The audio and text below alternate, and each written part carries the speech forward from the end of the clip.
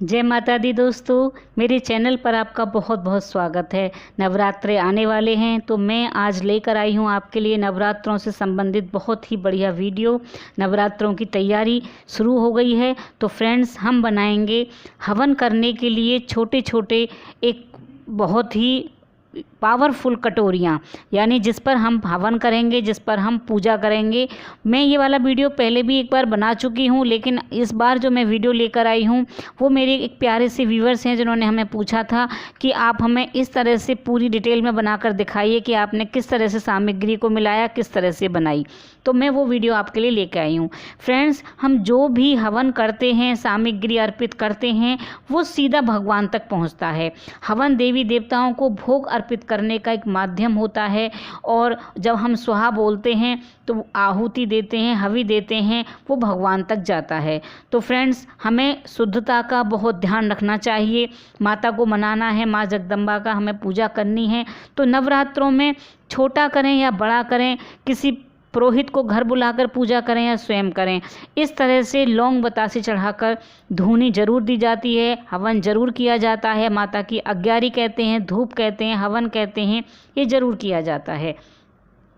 अगर आपको शुद्ध गाय का गोबर मिल जाता है घर के आसपास, नहीं तो आपके यहाँ जो कोई काम करते हैं या जिससे भी आप मंगवा सकते हैं। आप स्वयं नहीं बनाते तो आप किसी से बनवा सकते हैं, ग्लव्स पहनकर बना सकते हैं।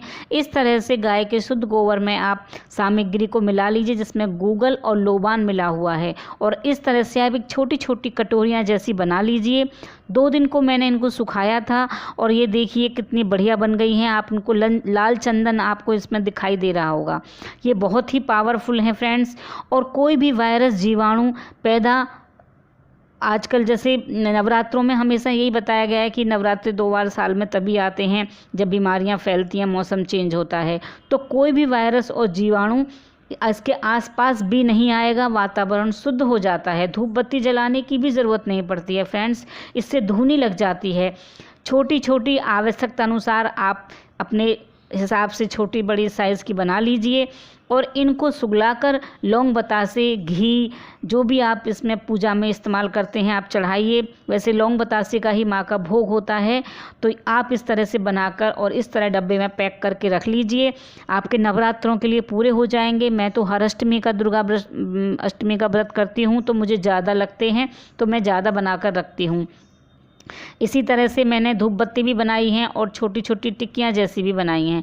तो फ्रेंड्स, इस तरह से मतलब जब हम अपने घर में धूनी लगाते हैं या पूजा करते हैं, हवन करते हैं, तो वायरस भी अपने आप चले जाते हैं। पहले हवन बहुत होते थे, आजकल हवन कम होने लगे हैं। सब लोग सॉल्ट में पूजा करना चाहते हैं, तो आजकल तो हवन करना भूल ही गए हैं लोग, और जो करते हैं जानते हैं तो उनको तो सब कुछ पता ही होगा। आजकल तो धूनी के नाम पर लोग सुल्फा सुलगाने लगे हैं, लेकिन वो गलत है। आप इस तरह से प्योरिटी रखिए पूजा में और इस तरह से बनाइए। तो ये हमारी माता को खुश करने के लिए अग्यारी, वैसे तो देखो उपलाल आते हैं, मार्केट में भी मिलने लगे हैं, ऑनलाइन भी आने लगे हैं, उस पर हम पूजा कर लेते हैं। लेकिन अगर आप इस तरह से बनाते हैं तो आप देखेंगे कि आप खुद को भी अच्छा लगेगा और पूरा घर ऐसे महकेगा जैसे कितना बड़ा हवन हुआ है। खाली इसको जलाने से ही इतनी अच्छी खुशबू आती है क्योंकि इसमें सामग्री है।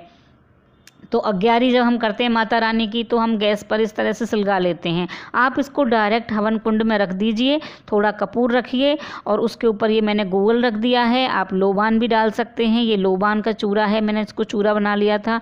इस तरह से आप अगर अपने घर में धूनी देते हैं तो सारी नेगेटिविटी दूर हो जाती है। जैसे छोटे बच्चों को नज़र लग जाती है, घर में नेगेटिविटी होती है, तो आप इस तरह से इनको इस्तेमाल कर सकते हैं। माता रानी के नवरात्रों के लिए बहुत ही अच्छे, शुद्ध, पवित्र और मतलब पावरफुल मैंने उपले अग्यारी के लिए बनाए हैं। तो आजकल मंदिर में तो जाना होता नहीं है, लोग घर पर ही पूजा करते हैं, तो क्यों ना अपनी माता को इस तरह से मनाया जाए। इसमें गूगल, लोबान है। नवरात्रि पूजन के लिए जो हम हवन सामग्री इस्तेमाल करते हैं मार्केट से नहीं ला पाएँ, तो इस तरह से आप करें, इसमें सारे गुण हैं। और इस तरह से मैंने देखिए छोटी छोटी धूप बत्ती भी बनाई हैं। इसमें मैंने सिर्फ गुलाब के फूल जो मैं चढ़ाती हूँ मंदिर में, बहुत इकट्ठे हो गए थे, उनको मिक्सी में पीसकर पाउडर बनाया और उसको गोबर में मिलाया है। तो ये गुलाब की धूप बत्ती बन गई हैं फ्रेंड्स। इतनी अच्छी खुशबू आती है जब मैं ये जलाती हूँ। आप भी इस तरह से बना सकते हैं। और मैंने चैत के नवरात्रों में छोटे छोटे उपले बनाए थे, टिक्कियाँ बनाई थी, वो भी देखिए बची हुई रखी हैं अभी, तो मैं इनको भी इस्तेमाल कर लूँगी क्योंकि दोनों टाइम पूजा होगी, दोनों टाइम हवन यज्ञ होगा, तो उसमें ये मेरे सब लग जाते हैं। और हर अष्टमी को मैं करती हूँ पूजा। तो फ्रेंड्स आप भी इस तरह से बनाइए और अपनी माता को खुश करिए। और कोई भी आपके मन में प्रश्न है तो आप कमेंट्स बॉक्स में लिख सकते हैं। वीडियो अच्छी लगे तो प्लीज़ वीडियो को लाइक कीजिएगा, शेयर कीजिएगा, और अभी तक मेरे चैनल को सब्सक्राइब नहीं किया है तो प्लीज़ चैनल को सब्सक्राइब कर लीजिए फ्रेंड्स। ये जो हम सामग्री, जो कप बनाए हैं या जो हमने धूप बत्ती बनाई हैं नवरात्रों में, आप इस तरह से बना कर देखिए, ये बहुत ही पावरफुल हैं। इतनी अच्छी खुशबू आ रही है। और गाय में तो सारे देवता रहते हैं, तो गाय के उपले को ही हमें इस्तेमाल करना चाहिए। चाहे सत्यनारायण स्वामी की कथा करने के बाद हवन हो, सुंदरकांड रामायण के बाद हो, या फिर कोई भी अनुष्ठान हो, तो आप इस तरह से गाय के उपले बनाकर, इससे कटोरियाँ बनाकर उनको हवन में, माता रानी की पूजा में इस्तेमाल कीजिए। और मेरी वीडियो को लाइक ज़रूर कीजिएगा। Till then bye bye. जय माता दी फ्रेंड्स। माता रानी आपकी सब इच्छा पूरी करे।